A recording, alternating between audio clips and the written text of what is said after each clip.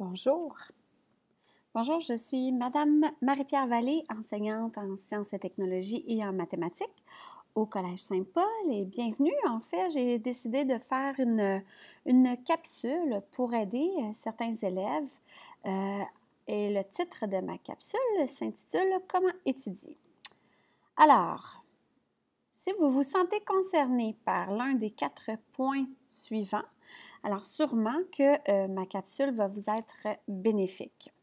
Alors, avez-vous souvent l'impression que vous passez trop de temps à étudier par semaine? Ou est-ce que vous sentez submergé par la quantité d'études ou de travaux à faire? Est-ce que ça vous arrive souvent de tomber dans la lune lorsque vous étudiez? Ou est-ce que vous trouvez que vos stratégies d'études ne sont pas tout à fait efficaces? Avant de vous parler de stratégie d'études, je veux prendre le temps de vous parler de cet organe que vous reconnaissez sûrement et qui est notre cerveau.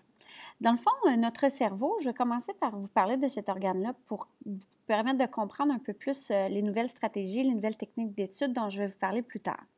Donc, notre cerveau est composé de cellules nerveuses qui s'appellent des neurones. Et on en a beaucoup de ces neurones-là. On en a 85 à 100 milliards de neurones. Et chaque neurone a la possibilité de faire plusieurs connexions entre elles. Donc, ici, vous voyez, ça, c'en est une neurone ici. Donc, on a une connexion neuronale avec un autre neurone ici et ainsi de suite. Donc, partout où vous voyez, ici, c'est une image, bien entendu, mais ça représente les connexions entre les neurones. Et comment les connexions se font? Bien, en fait, les connexions se font au fur et à mesure de nos apprentissages. Donc, le bébé commence à apprendre, reconnaître la voix de ses parents, reconnaître une odeur, par exemple, apprendre à marcher. Et tout comme ça, tout au long de l'apprentissage, des apprentissages de l'humain, donc, des connexions vont se faire comme ça. Alors, comment ça se fait, ces connexions-là? Donc, j'ai eu envie de vous parler un petit peu de cette image-là qui représente un sentier dans la forêt. Qui est en fait, selon moi, une très bonne analogie avec les connexions neuronales. Ce sentier, il a été fait comment? Bien, il a été fait au fur et à mesure que des passants ont marché ici dans la forêt. Et au fur et à mesure, peut-être des centaines de fois à l'aller et au retour, donc ces passants-là ont tapé le feuillage, les petites branches et ont fini par créer, former dans le fond ce sentier-là. Eh bien, le sentier, il faut le voir un peu comme les connexions qui se font dans notre cerveau. Donc, la raison pour laquelle je vous parle du sentier, c'est que si on arrêtait d'y aller, par exemple, si on fermait ce sentier-là, bien, probablement que ce ne serait pas très long avant qu'on revoie des feuilles, des arbres pousser. Le sentier, il n'aurait plus l'air de ce qu'il a l'air si on passait quelques mois sans y aller. Donc, et c'est la raison pour laquelle je veux vous amener à réfléchir avec votre cerveau. Donc, c'est bien important de faire le lien. J'y arrive et je vous explique pourquoi. Tout d'abord, je vais vous présenter en fait cette petite page-là, donc que je trouve très intéressante en fait, et qui s'adresse à tous les étudiants, tous niveaux confondus, c'est-à-dire secondaire, cégep ou université. Est-ce que vous savez que les 2 stratégies d'études les plus utilisées, donc les plus populaires, celles que la plupart des élèves utilisent en vue de se préparer à un examen, sont les moins efficaces? Donc, vous me direz, c'est mieux que de rien faire du tout, j'en conviens, mais je vais vous présenter un petit peu plus tard des techniques qui risquent d'être beaucoup plus efficaces. Relire et surligner, c'est probablement l'une des techniques d'étude que vous employez. Et voilà, donc vous venez d'apprendre que ce ne sont pas les techniques d'étude qui sont les plus efficaces. Eh bien, je vais vous expliquer pourquoi. Tout à l'heure, je vous ai parlé du fameux sentier. Je vous ai dit que pour faire ce sentier-là, il fallait y avoir passé à plusieurs reprises, à l'aller et au retour. Et c'est plusieurs fois, plusieurs passages comme ça dans le sentier qui ont fait finalement le sentier tel qu'on l'a vu sur l'image. Bien, nos connexions entre nos neurones, c'est un peu la même chose, c'est-à-dire qu'on doit refaire le même geste d'apprentissage régulièrement pour que la connexion se fasse. Et il faut que notre organe, notre cerveau, soit actif dans son apprentissage. Si je vous disais que demain, je vous attends devant le collège pour qu'on puisse partir faire un 10 km de course. Il y en a certainement plusieurs qui vont me dire qu'ils ne sont pas prêts. Qui n'ont pas jamais couru, donc qui ne sont certainement pas prêts pour faire un 10 km. Eh bien, c'est tout à fait normal parce que le cœur, qui est notre organe dans ce contexte-là, est un organe qui a besoin d'être entraîné. Donc, lorsqu'on veut s'entraîner en vue de faire une course comme un 10 km, bien, on va devoir se préparer, on va devoir courir par intervalle, on va faire des petits kilomètres, 1 kilomètre, on va prendre une période de pause et le lendemain, on va faire peut-être un petit peu plus et ainsi de suite. Mais pourquoi ce serait différent avec notre cerveau? Notre cerveau est un organe au même titre que notre cœur en est un. Et notre cerveau, il faut l'entraîner. Il faut qu'il soit actif dans notre apprentissage. Et c'est la raison pour laquelle je vais vous amener à réfléchir sur le fait que d'étudier, par exemple, 4 heures avant un examen et pas avant, 4 heures la veille d'un examen, par exemple, bien, ce n'est pas efficace parce que vous n'avez pas pu le faire, finalement, ce sentier-là, cette connexion-là dont je vous parlais tout à l'heure. Donc, lorsqu'on oublie, ce n'est pas nos neurones qui vont mourir. Donc, les neurones, ce n'est pas des cellules nerveuses qui décèdent facilement. Mais par contre, c'est la connexion qui peut se détacher, qui peut, dans le fond, disparaître. Et pour conserver ces connexions-là, bien, il faut y revenir souvent, un peu comme le sentier. Donc, il faut y revenir régulièrement. Le cerveau, c'est comme notre cœur, donc c'est un organe qu'il faut entraîner et c'est pourquoi relire et surligner sont insuffisants. Insuffisants parce que ça ne rend pas notre cerveau suffisamment actif dans son apprentissage et c'est d'ailleurs probablement la raison pour laquelle vous tombez régulièrement dans la lune. Je vais vous présenter aujourd'hui 3 stratégies d'études qui sont vraiment efficaces et qui vont vraiment vous aider dans votre apprentissage et dans votre réussite si vous vous y donnez la peine. Je ne vous ai pas mentionné, en fait, la raison pour laquelle j'ai fait cette capsule-là, mais je vais vous en parler maintenant, c'est que j'ai vu un webinaire. Un webinaire, c'est un séminaire sur le web qui a été fait par un professeur à l'UQAM en éducation qui s'appelle M. Steve Masson.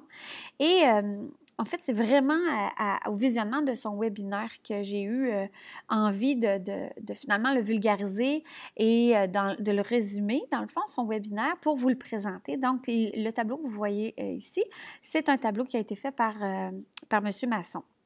Alors, première stratégie, dans le fond, c'est t'entraîner à activer ton cerveau. Alors, comme ton cœur, donc tu dois t'entraîner à régulièrement à faire des exercices qui vont t'aider dans ton apprentissage. Faire un effort pour se souvenir de ce qui a été appris. Donc, c'est une première technique dont je veux te parler ici. Donc, essayer de te souvenir de ton cours. On dit quand tu apprends, tu changes ton cerveau, tu le modifies. Tu as quelque chose comme 85 milliards de neurones dans ton cerveau. Donc, quand tu actives ton cerveau à plusieurs reprises, un peu comme le sentier tout à l'heure, des nouvelles connexions vont se faire. Alors, pour bien étudier, tu dois savoir comment activer ton cerveau. Alors, première technique, essaie de te souvenir du contenu de ton cours. Alors, voici ce que je te propose. Tu reviens le soir, tu es revenu en autobus ou en voiture à la maison juste avant le souper. Tu te fais un tableau comme celui-ci. Donc, tu répartis dans le fond ta grille de cette façon-là, c'est-à-dire 5 jours de la semaine, 4 périodes qui correspondent aux périodes de la journée, donc des cours que tu as. Et sans sortir ton matériel, ton cahier, ton sac d'école, dans le fond, ce tableau-là peut être fait sur une feuille de papier ou à l'informatique, c'est au choix. Tu vas essayer de faire un effort de te souvenir de ce qui a été vu durant cette période-là. Donc, par exemple, période 1, tu avais un cours de mathématiques. Alors, tu vas tracer, dans le fond, une liste de mots-clés ou des expressions ou des phrases courtes qui te ramènent à ce qui a été vu dans la période. Et tu vas faire le même exercice pour la matière qui a été vue à la 2e, à la 3e, à la 4e, et tu vas faire cet exercice-là pour la semaine. Donc, c'est un exemple de tableau que tu peux remplir à la fin de chaque journée d'école et après ça, tu vas te permettre une période de pause qui pourrait correspondre à ton heure de souper, par exemple. Donc, essayer de te souvenir du contenu de ton cours sans revenir dans les livres, sans relire, c'est vraiment de forcer ton cerveau à s'activer davantage. Deuxième technique très intéressante, c'est de te préparer des questions et d'essayer d'y répondre. Alors, tu reconnais peut-être ces petites fiches-là, elles sont faciles à trouver, mais tu peux te les fabriquer toi-même en les découpant, par exemple, sur une feuille lignée. Ce qui est intéressant, en fait, avec les fiches de questions comme celle-là, c'est qu'elles peuvent être utilisées en 2 temps. Donc, tu as fait ta période de souper, par exemple, tu as eu ta pause, et là, tu reviens, tu ouvres tes livres et tu te mets dans la peau de ton enseignant ou de ton enseignante. Qu'est-ce que mon enseignant ou mon enseignante me poserait comme question en lien avec le contenu que j'ai vu aujourd'hui? Et là, tu pourrais te faire une dizaine de questions, par exemple, sur cette fiche-là, où d'un côté, la question serait écrite et de l'autre, tu aurais la réponse. Donc, tu te mets dans la peau de ton professeur. Tu peux demander à tes parents de te poser la question par la suite. La réponse se trouve au verso. Et tu vas te créer une banque de questions comme ça au fur et à mesure que tu vas étudier qui va être très, très intéressant. Donc, ça, c'est la deuxième technique. Troisième technique, refais les tests et les exercices vus en classe. Donc, mini-tests, exercices pour lesquels tu as peut-être eu un petit peu plus de difficultés ou pour lesquels ça a été plus difficile. L'avantage avec ton cahier numérique, c'est que tu peux effacer et recommencer. Et là, tu refais les exercices. Donc, ça, c'est une très bonne technique pour retravailler le contenu qui a été vu sans avoir à relire la matière du chapitre, par exemple. Donc, tu le retravailles de façon différente et tu actives ton cerveau davantage. Quatrième technique, celle-là, elle est très intéressante puisqu'elle te permet de travailler en pair, c'est-à-dire avec un partenaire qui a décidé de mettre lui aussi ces stratégies-là en application. Et avec ton partenaire, vous allez vous poser des questions. Donc, ici, tu pourrais te servir, par exemple, de ta banque de questions que tu as fait sur ces petites fiches. Et vu que tu travailles avec un partenaire, donc ça va vous faire une banque de questions beaucoup plus grande à ce moment-là. Donc ça, c'est très intéressant. Donc, vous pouvez vous poser des questions, mais aussi, vous pouvez vous expliquer la matière. Parce que quand vous êtes capable de l'expliquer dans vos propres mots, bien, c'est signe que vous avez compris. Alors ça, c'est un grand avantage. Autre élément que je veux vous présenter, c'est Mme Lauzon, qui est orthopédagogue au collège, qui m'a présenté et qui m'a remis ces deux cartes de réseau-là. Alors, il y en a une qui a été faite avec une application iPad qui s'appelle iMindMap et il y en a une autre qui a été faite à la main sur feuille de papier. Dans le fond, une carte de réseau, ce que c'est, puis en fait, c'est un résumé où on explique, dans le fond, avec des mots-clés. Ça peut être avec des images ou des phrases qui sont très courtes. Donc, les données qui ont été vues. Il faut savoir que la carte de réseau peut être faite de différentes façons. Donc, elle peut être faite dans un premier temps de façon au fur et à mesure, donc de façon progressive. Ici, c'est un exemple sur les types de phrases. Donc, l'élève, par exemple, qui verrait le contenu des types de phrases au fur et à mesure qu'il voit son professeur, donc qu'il voit son enseignant, va rajouter sa carte de réseau au fur et à mesure les informations qui résument, dans le fond, les types de phrases.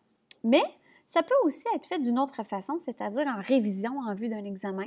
Donc, ça peut être fait à la toute fin d'un chapitre, par exemple, où là, l'élève s'installerait et là, referait, peut-être aller consulter la table des matières dans un cahier ou dans un manuel.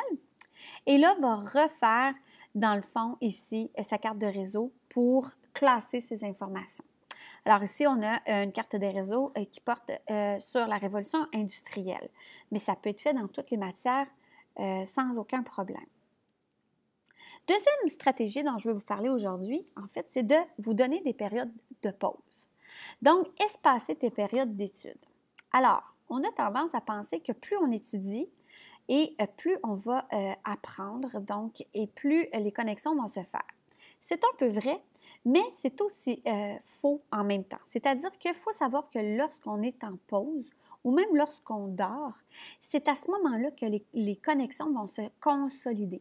C'est-à-dire que tu vas étudier, tu vas te permettre des périodes de pause, et pendant ces périodes de pause-là, c'est comme si les connexions allaient devenir plus stables. Donc, c'est vraiment important que tu te donnes des périodes de pause. Donc, je vais lire ici le texte. Donc, étudier sur une longue période est moins efficace que d'étudier sur plusieurs courtes périodes. Donc, voici 3 bonnes raisons d'étudier 8 fois 30 minutes plutôt qu'un gros 4 heures, donc avant un examen par exemple. Ton cerveau s'active plus lorsqu'il a des périodes de pause. La nuit, quand tu dors, ton cerveau consolide les connexions dont je vous parlais entre les neurones en les réactivant et tu vas apprendre plus et tu vas oublier moins vite. Donc, étudier plus souvent, mais moins longtemps. Donc, te permettre des périodes d'études de 30 minutes, faire une pause de 15 minutes et y revenir par la suite, ça c'est très efficace.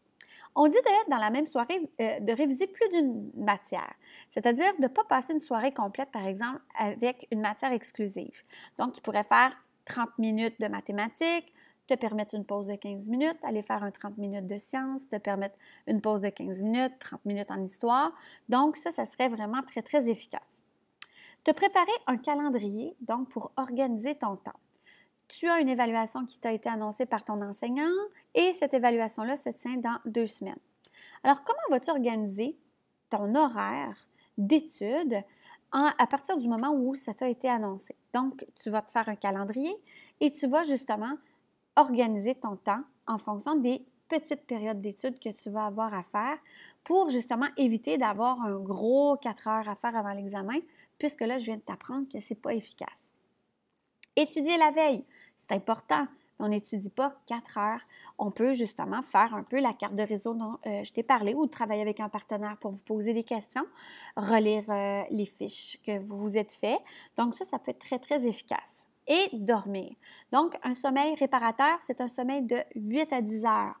Alors, ça prend un sommeil de 8 à 10 heures pour justement permettre à nos connexions de bien se faire. Troisième et dernière stratégie, donc, ça peut sembler étrange, mais être positif, c'est très important. Lorsqu'on accumule des échecs, des déceptions, on peut avoir tendance à être dur envers nous-mêmes et penser qu'on ne va pas y arriver finalement. Mais dans le fond, maintenant que tu sais que ton cerveau peut se modifier, donc ces connexions-là se font, donc il faut et tu dois croire que ça peut t'arriver et que ça va t'arriver et que tu vas t'améliorer finalement. Pourquoi? Bien, parce que c'est vrai, mais aussi parce que si tu en es convaincu, tu vas être beaucoup plus motivé et tu vas être beaucoup plus persévérant aussi.